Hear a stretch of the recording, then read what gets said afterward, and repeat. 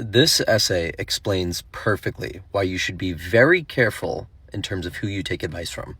And it is this post called "Reality Has a Surprising Amount of Detail." And the writer basically explains how he used to build staircases with his dad.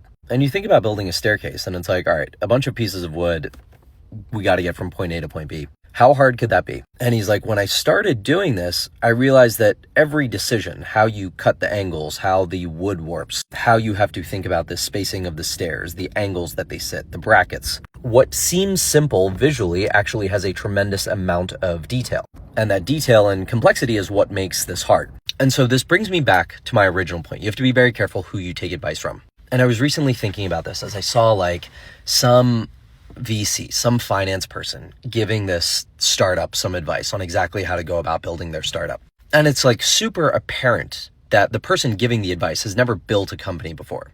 They've seen a lot of companies, right? They've seen models of good companies, but they are so far removed from the details that their advice is almost irrelevant. And it's like, it becomes so obvious in certain categories, right? If you were going to go become a brain surgeon, the only advice on how to do brain surgery is going to be from other brain surgeons. There's a tremendous amount of detail and complexity required. You wouldn't take advice from anyone. You know, if you want to be a chef, you're going to learn from a chef. But there are some domains, you know, building companies and brands is one of them, where people feel like, oh, anyone can just give advice on this and people will just listen to what they have to say. I don't know. Anyway, this is a really good article. I suggest you go read it. It's called "Reality Has a Surprising Amount of Detail."